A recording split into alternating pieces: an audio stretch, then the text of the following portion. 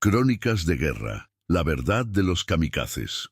Imagina por un momento que tienes 19 años. Estás sentado en la cabina de un avión que apenas aprendiste a pilotear. Frente a ti, el horizonte del océano Pacífico se extiende infinito, azul, indiferente. Sabes que no vas a regresar, no porque el enemigo te vaya a derribar, sino porque tú mismo eres el arma. Tu cuerpo, tu juventud, tu vida entera se han convertido en el proyectil más letal que tu país puede lanzar. ¿Qué pasa por tu mente en ese momento? ¿Miedo? ¿Orgullo? ¿Resignación? ¿O algo mucho más complejo que ninguna palabra en ningún idioma logra capturar del todo? Lo que estás por escuchar combina verdad histórica con hallazgos fascinantes que han emergido en las últimas décadas gracias a archivos desclasificados, testimonios recuperados y una nueva generación de historiadores que se atrevió a hacerse la pregunta que nadie quería responder. ¿Quiénes eran realmente los kamikazes? ¿Por qué lo hacían?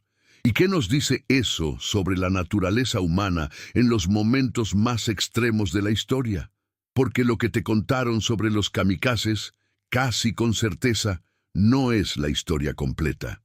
Para entender esto, necesitamos viajar al año 1944, no a los libros de texto, no a los documentales de siempre, sino a la realidad de un Japón que está perdiendo la guerra de una forma que sus propios líderes no pueden admitir en público.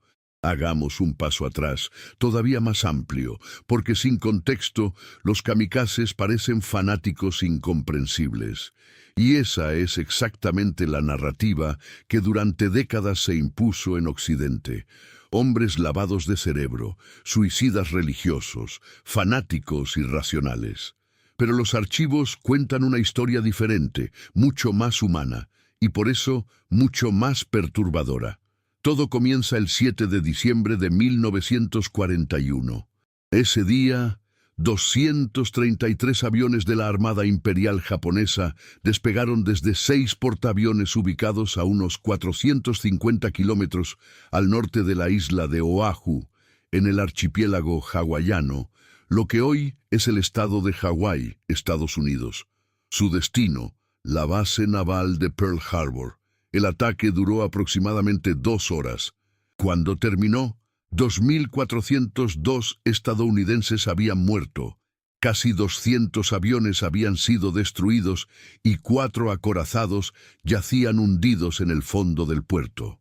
Pero aquí viene el primer giro que la historia popular suele omitir. Japón ganó la batalla táctica y perdió la guerra estratégica en ese mismo instante. ¿Por qué? Porque el presidente Franklin D. Roosevelt se presentó al día siguiente ante el Congreso de los Estados Unidos y pronunció una frase que quedó grabada en la historia. Llamó al 7 de diciembre una fecha que vivirá en la infamia. Y ese mismo día, Estados Unidos declaró la guerra a Japón, lo que los estrategas japoneses esperaban. Un golpe que paralizaría a su rival se convirtió en la chispa que despertó a la potencia industrial más grande del mundo. Pero lo que ocurrió después cambió todo. Japón, en 1941, era una potencia militar formidable, pero con un talón de Aquiles estructural. Dependía casi completamente de los recursos naturales importados, especialmente el petróleo. Su expansión por el Pacífico y el sudeste asiático, lo que hoy corresponde a regiones de China, Filipinas, Indonesia, Birmania y las islas del Pacífico Central, era precisamente una carrera desesperada por asegurar esos recursos antes de que Occidente pudiera detenerlos. Para 1944, 3 años después de Pearl Harbor, esa estrategia estaba colapsando. Las batallas del Mar del Coral, de Midway, de Guadalcanal y de las Marianas habían desangrado a la aviación naval japonesa. Y aquí es donde la historia da un giro inesperado, porque el problema no era solo de aviones o barcos, era de pilotos. Entrenar a un piloto de combate naval de élite, el tipo de aviador que Japón había usado en Pearl Harbor, tomaba entre 2 y 4 años. Para 1944, la flor de esa generación de pilotos estaba muerta.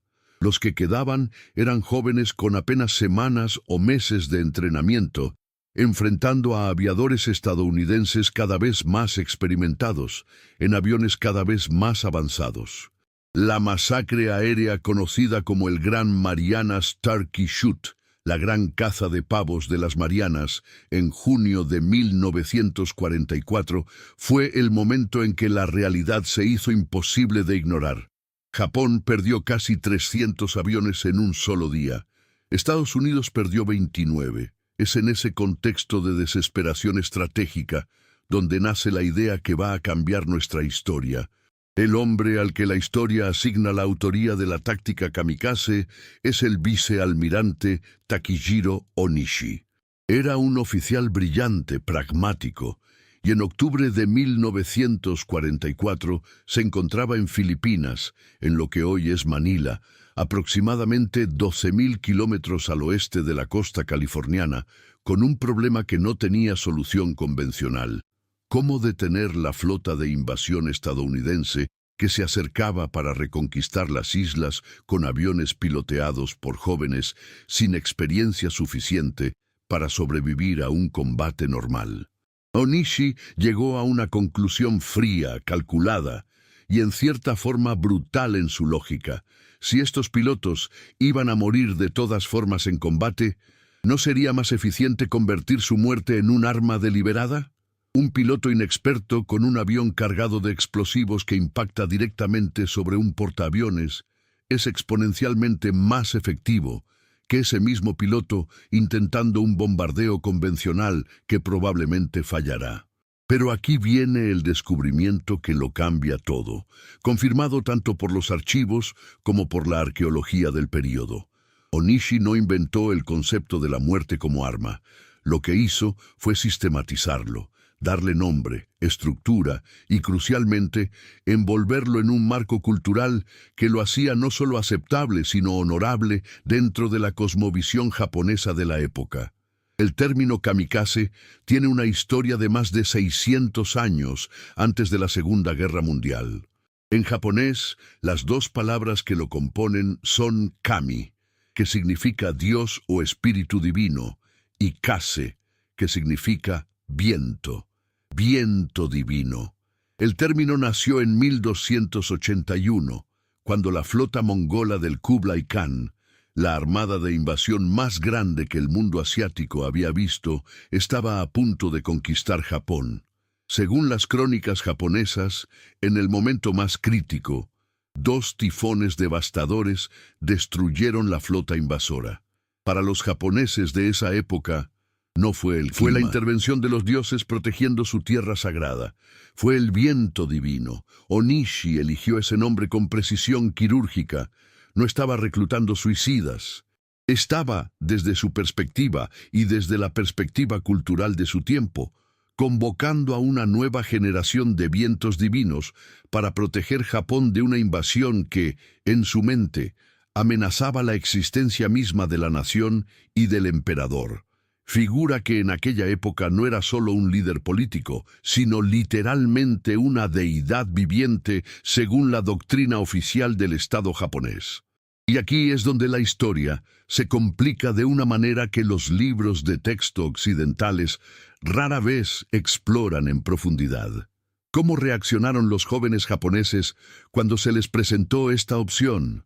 Los documentos desclasificados de los archivos japoneses, muchos de los cuales no fueron accesibles para investigadores occidentales hasta los años 92.000, revelan algo que contradice la narrativa del fanatismo robotizado. Hubo resistencia, hubo dudas, hubo en algunos casos documentados negativas, pero también hubo algo más complejo que el simple fanatismo. Hubo jóvenes que eligieron participar desde una combinación de presiones sociales aplastantes, convicción genuina, amor a sus familias y una lógica que, dentro de su contexto cultural, tenía una coherencia interna que no podemos simplemente descartar como irracionalidad. Para entender esto, necesitamos comprender qué significaba el concepto de Bushido en el Japón de esa época. La palabra, que puede traducirse aproximadamente como el camino del guerrero, no era solo un código de honor abstracto, era el sistema de valores que estructuraba la identidad de los hombres japoneses, especialmente en el contexto militar. Y uno de sus principios centrales era que la muerte honorable en servicio al emperador y a la nación era preferible a la rendición o a la derrota. No como retórica, como convicción vivida. Pero lo que ocurrió después cambió todo en nuestra comprensión. Cuando los investigadores japoneses comenzaron a examinar las cartas de despedida de los pilotos kamikazes, esperaban encontrar manifiestos de fanatismo imperial. Lo que encontraron fue devastadoramente diferente.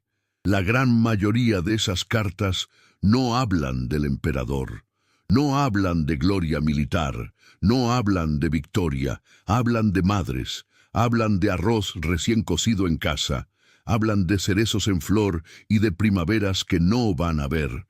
Hablan de hermanas menores, de novias que nunca supieron de su existencia, de sueños de ser maestros o doctores o agricultores. Uno de los testimonios más citados por historiadores modernos, como el profesor Emiko Onuki Tierney, quien dedicó décadas al estudio de estas cartas, es el de un joven estudiante universitario de filosofía que escribió a sus padres: «No muero porque quiero morir. Muero porque las circunstancias no me dejan otra opción. Pero quiero que sepan que en este momento lo que más deseo en el mundo es sentarme a comer con ustedes una vez más». Eso no es el lenguaje de un fanático. Eso es el lenguaje de un ser humano atrapado en una maquinaria de guerra que lo ha superado completamente. Y aquí viene un detalle que los historiadores modernos han subrayado con fuerza. Muchos de los kamikazes no eran militares de carrera ni graduados de academias militares imperiales. Eran estudiantes universitarios reclutados bajo lo que el gobierno japonés llamó movilización especial. Jóvenes que estudiaban literatura, ingeniería, filosofía, economía, arrancados de sus aulas y puestos en cabinas de aviones. Jóvenes que en muchos casos habían leído a Tolstoy, a Dostoyevsky, a Kant, que debatían filosofía occidental en sus dormitorios universitarios semanas antes de que los enviaran a morir. Ese contraste, la mente occidental y la identidad japonesa atrapadas en el cuerpo de un piloto destinado a morir, es quizás la tensión más humana y más desgarradora de toda esta historia. Ahora hablemos de la táctica misma, porque para entender el impacto histórico de los kamikazes, necesitamos entender lo que hacían en términos militares concretos. Un avión kamikaze típico del periodo final de la guerra era frecuentemente un Zero, el legendario Mitsubishi A6M, un caza que al comienzo de la guerra había sido uno de los mejores del mundo, pero que para 1944 ya estaba tecnológicamente superado por los aviones americanos.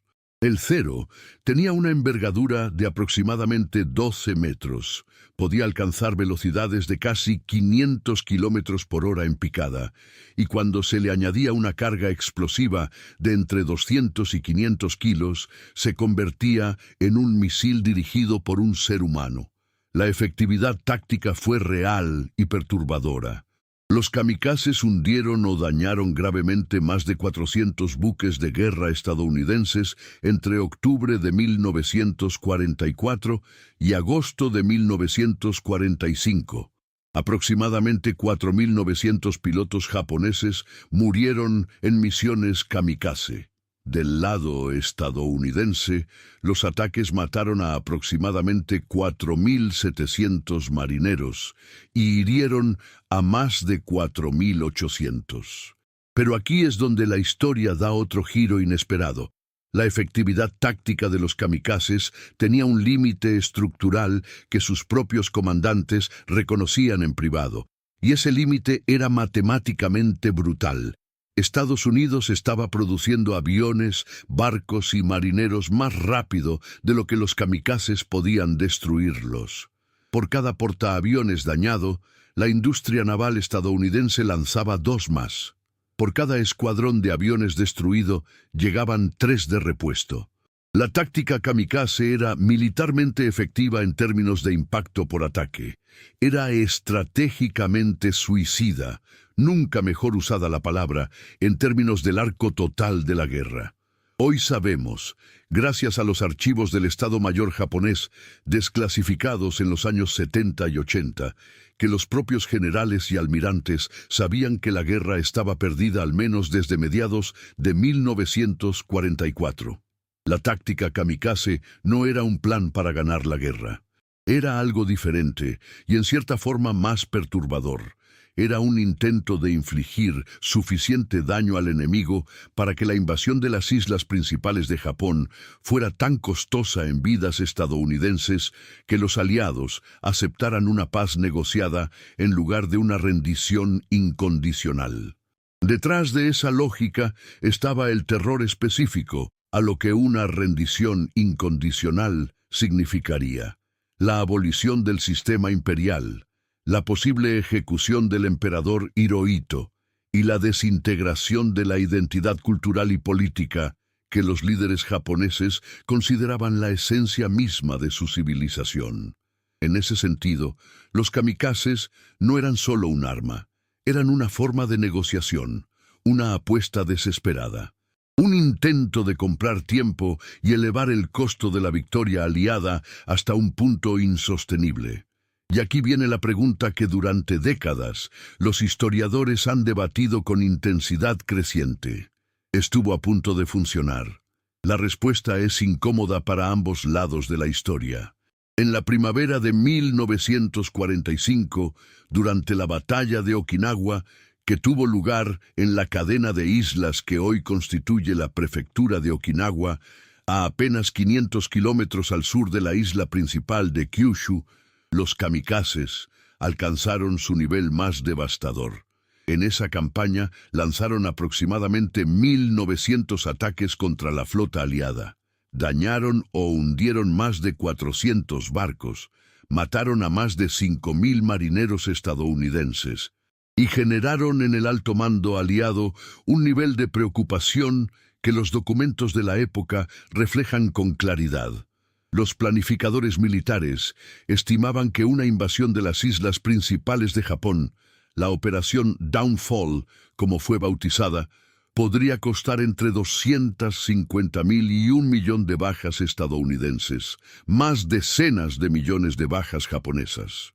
Esas cifras, que circulaban en los más altos niveles del gobierno de Truman durante el verano de 1945, fueron parte del contexto en que se tomó la decisión de lanzar las bombas atómicas sobre Hiroshima y Nagasaki. Imagina por un momento lo que esta situación revela sobre la naturaleza humana. Los kamikazes, muertos en su mayoría, jóvenes estudiantes que no querían morir pero que se sintieron sin alternativa, influyeron directamente en una de las decisiones más monumentales y más debatidas de la historia del siglo XX. Su sacrificio, voluntario o coercitivo según el caso, cambió el cálculo de una potencia nuclear y aceleró el final de la guerra de una forma que ninguno de ellos vivió para ver. No fue la fuerza, fue la decisión lo que cambió la historia. Pero hay otro aspecto de la historia kamikaze que ha emergido con fuerza en las últimas décadas gracias a investigaciones arqueológicas e históricas en Japón, y que contradice radicalmente la imagen que quizás tienes en mente. Cuando pensamos en los kamikazes, tendemos a imaginar hombres que marchaban voluntariamente hacia la muerte con expresión resuelta y corazón en paz. La investigación moderna pinta un cuadro diferente y más perturbador. Los archivos de bases aéreas japonesas, recuperados y analizados en detalle a partir de los años 90, revelan que el proceso de voluntariado para misiones kamikaze estaba profundamente contaminado por la presión del grupo y la jerarquía militar. En muchos casos, los pilotos eran convocados en formación y se les pedía que dieran un paso al frente si querían ser voluntarios. En una cultura donde rechazar una demanda grupal frente a tus compañeros y superiores equivalía a una humillación devastadora, negarse era casi imposible. No en el sentido de que hubiera una amenaza explícita de castigo, sino en el sentido de que la presión social era tan aplastante, que la resistencia individual requería un nivel de valentía que muy pocos jóvenes de 19 o 20 años podían sostener. Hay testimonios de sobrevivientes, pilotos que fueron seleccionados para misiones kamikaze, pero que la guerra terminó antes de que pudieran ejecutarlas, que describen noches de terror, de llanto en silencio, de rezos desesperados por una milagrosa cancelación de la misión, que hablan de compañeros que llegaron borrachos a sus aviones en el último momento, que recuerdan pilotos que despegaban en misión y volvían con cualquier excusa, una falla mecánica, niebla, problemas de navegación, sabiendo que eventualmente no habría más excusas posibles. Lo que los historiadores descubrieron décadas después es aún más impactante. Existía dentro del sistema kamikaze una tasa de pilotos que volvían de sus misiones sin haber impactado. Y la respuesta del mando a estos fracasos era frecuentemente mandarlos de vuelta al día siguiente y al siguiente hasta que no regresaban. El expiloto Kenichiro Onuki, uno de los pocos que sobrevivieron porque la guerra terminó antes de su misión programada, describió en memorias publicadas décadas después de la guerra: nadie quería morir, pero nadie podía decirlo en voz alta. Así que todos fingíamos que queríamos morir, y esa actuación colectiva se convertía en su propia realidad. Esa frase es quizás la más exacta descripción de lo que fue el programa Kamikaze en sus dimensiones humanas reales. Pero aquí viene el descubrimiento que lo cambia todo, confirmado tanto por los archivos como por la arqueología de los sitios de entrenamiento kamikaze preservados en Japón. Los últimos meses del programa Kamikaze, entre enero y agosto de 1945, mostraron un cambio en los tipos de aviones y el perfil de los pilotos, que revela cuán desesperada era la situación japonesa. En esa fase final, Japón comenzó a desarrollar armas específicamente diseñadas para misiones kamikaze, ya no adaptaciones de aviones de combate convencionales. El más famoso fue el Oka, cuyo nombre en japonés significa flor de cerezo, un planeador cohete sin tren de aterrizaje, sin cabina de escape, sin ningún elemento que sugiriera la posibilidad de sobrevivir. Era una bomba con un piloto dentro, pura y simplemente. Pesaba aproximadamente 2.000 kilogramos, de los cuales 1.200 eran explosivos, y alcanzaba velocidades de hasta 740 kilómetros por hora en su fase final de ataque, haciéndolo casi imposible de interceptar con la tecnología de la época. Los estadounidenses, que capturaron varios Oka intactos en Okinawa, quedaron atónitos. Le dieron un sobrenombre, Baka, que en japonés significa idiota o loco, un nombre que revelaba tanto el desprecio como la incomodidad que generaba enfrentarse a un arma que ningún manual de guerra convencional contemplaba. Y mientras todo esto ocurría en el frente, en las universidades de Japón, el gobierno seguía enviando citaciones a estudiantes universitarios. Los archivos del Ministerio de Educación japonés muestran que en los últimos 18 meses de la guerra, más de 120.000 estudiantes universitarios fueron reclutados para el esfuerzo de guerra, miles de los cuales fueron canalizados hacia unidades especiales de ataque. Muchos de estos jóvenes sabían perfectamente, en términos intelectuales, que la guerra estaba perdida. Tenían acceso, aunque limitado, a información sobre el deterioro de la situación militar. Algunos habían leído suficiente historia y filosofía occidental como para tener una visión crítica de la narrativa oficial, y aún así, la mayoría fue. No porque no supieran, sino porque el sistema de valores, la presión social, el amor a sus familias que podrían sufrir represalias y en algunos casos la convicción genuina de que su sacrificio podría salvar vidas japonesas civiles, los llevó hacia el punto de no retorno. Uno de los diarios más estudiados por los historiadores es el de Ichizo Hayashi, un joven estudiante de economía de la Universidad de Kioto que murió en misión kamikaze en abril de 1945 a los 23 años. Sus escritos revelan a alguien que luchaba intelectualmente con la contradicción de su situación. En una entrada de su diario escribe: «He leído a Pascal. Sé que el ser humano es una caña pensante. Y yo, esta caña pensante, estoy por convertirme en algo que no piensa, sino que simplemente impacta. ¿Cómo reconcilio estas dos verdades?». No encontró respuesta. Murió semanas después. Ese día no solo se perdió una batalla, se redefinió para siempre la pregunta de hasta dónde puede llevar a un ser humano la combinación de cultura, presión social, desesperación colectiva y convicción de estar haciendo lo correcto. Hoy, en Japón, el debate sobre los kamikazes está lejos de haberse resuelto.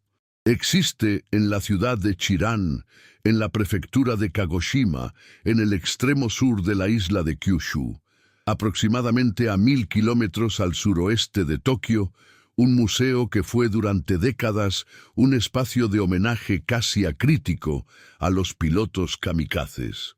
En los últimos años, ese museo ha experimentado una transformación significativa bajo la presión de historiadores y de las generaciones más jóvenes de japoneses que exigen una mirada más honesta y más compleja. Los objetos preservados en ese museo, cartas, fotografías, pertenencias personales de los pilotos, son devastadoramente humanos. Una foto de un piloto jugando con un cachorro en la base horas antes de su misión. Una carta de amor a una chica que nunca supo de su existencia. Un libro de poesía con pasajes subrayados. Los arqueólogos e historiadores que han trabajado en los sitios de las antiguas bases aéreas kamikaze han encontrado objetos que cuentan historias que los libros de texto omiten. Botellas de sake enterradas cerca de las pistas de despegue, evidencia de las fiestas de despedida que precedían a las misiones. Amuletos budistas y sintoístas mezclados con fotografías de actrices de cine occidentales. Cromos de béisbol. El deporte americano, ocultos en los casilleros de hombres que al día siguiente iban a morir atacando barcos americanos. La contradicción humana, en su forma más pura. ¿Y qué pasó con los que sobrevivieron? No los muertos, sino los que estaban en entrenamiento cuando la bomba atómica cayó sobre Hiroshima el 6 de agosto de 1945 y sobre Nagasaki el 9 de agosto. Y Japón anunció su rendición el 15 de agosto de 1945. Miles de jóvenes que habían sido entrenados, que habían firmado sus cartas de despedida, que habían celebrado sus propios funerales en vida, una práctica real y documentada en algunas unidades kamikaze, despertaron el 15 de agosto en un mundo donde de repente no tenían que morir. Los testimonios de esos sobrevivientes son algunos de los documentos más extraordinarios y más perturbadores de toda la historia de la Segunda Guerra Mundial. Muchos describen una mezcla de alivio absoluto y de culpa devastadora. Culpa por haber sobrevivido cuando sus compañeros no lo hicieron. Culpa por sentir alivio. Culpa por haberse alegrado de que la guerra terminara. Algunos de esos sobrevivientes tardaron décadas en poder hablar de su experiencia. Muchos nunca lo hicieron. Llevaron esa historia dentro hasta el final de sus vidas, en silencio, en un país que durante los primeros años de posguerra prefería no hablar de lo que había ocurrido. Y aquí es donde la historia conecta con el presente de una forma que va más allá de la Segunda Guerra Mundial. El fenómeno kamikaze, cuando se examina en toda su complejidad, no es solo una historia sobre la Segunda Guerra Mundial o sobre Japón. Es una ventana hacia algo más universal y más inquietante, la capacidad de los sistemas políticos, militares y culturales de transformar seres humanos normales, estudiantes, poetas, jugadores de béisbol, hijos que amaban a sus madres, en armas de guerra. No fue con violencia directa en la mayoría de los casos, fue con cultura, con valores, con presión social, con la construcción de un sistema donde la única salida honrosa coincidía con la que el Estado necesitaba que eligieras. Eso no es exclusivo de Japón en 1944. Versiones de ese mecanismo han existido en prácticamente todas las guerras de la historia humana. Lo que hace única a la historia kamikaze es la escala, la documentación, y el hecho de que sobrevivieron suficientes testimonios para que podamos mirar dentro de esas mentes con un nivel de detalle que rara vez tenemos sobre los soldados de otras guerras. Hoy sabemos que la narrativa del kamikaze fanático e irreflexivo es, en el mejor de los casos, una simplificación y en el peor, una distorsión conveniente que nos permite no hacernos las preguntas más difíciles. Las preguntas sobre qué haríamos nosotros en circunstancias similares, sobre qué hacen los sistemas de poder con las personas ordinarias, sobre los límites de la identidad cultural y el sacrificio colectivo. Según historiadores militares como el profesor Yuki Tanaka y la investigadora Emiko Onuki Tierney, cuya obra sobre las cartas de los kamikazes permanece como referencia indispensable, la historia kamikaze es ante todo una historia sobre la vulnerabilidad de los seres humanos frente a los sistemas que los contienen. No una historia de monstruos ni de santos, una historia de personas. El término original kamikaze, viento divino, revela un significado que transforma nuestra comprensión. Esos jóvenes no fueron convocados como máquinas de guerra. Fueron convocados como fenómenos naturales, como fuerzas de la naturaleza invocadas en defensa de algo que consideraban sagrado. Y esa narrativa, esa forma de enmarcar su muerte, fue lo suficientemente poderosa como para mover a miles de seres humanos hacia lo irreversible. Para aquella época, esto era revolucionario en el sentido más oscuro. No como tecnología de destrucción, sino como tecnología de convicción, como sistema para hacer que seres humanos que no querían morir encontraran una razón para hacerlo. La lección que nos deja la historia kamikaze no es sobre estrategia militar ni sobre los méritos o fracasos de la táctica. Es sobre algo más fundamental. La fragilidad de la voluntad individual frente a la presión colectiva y la capacidad del lenguaje, la cultura y el poder para redefinir lo que parece posible e incluso deseable. Esos jóvenes, con sus diarios de filosofía y sus fotos de actrices de cine, con sus cartas a sus madres y sus sueños de primaveras no vividas, merecen ser recordados como lo que eran. Seres humanos en una situación imposible, atrapados entre fuerzas que los superaban, haciendo lo que podían con los recursos morales y culturales que tenían. No héroes de papel, no fanáticos de caricatura, personas, complejas, contradictorias, asustadas y valientes al mismo tiempo, como casi todos los seres humanos ante lo inevitable.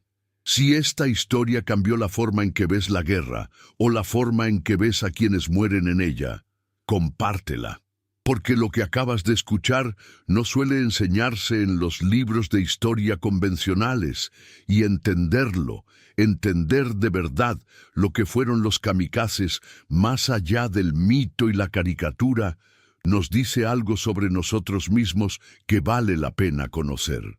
¿Cuántos de nosotros, en las mismas circunstancias, habríamos encontrado una manera de decir no? ¿Y cuántos no? Esa pregunta no tiene respuesta fácil, y quizás esa incomodidad sea exactamente el punto de partida correcto para entender la historia con honestidad.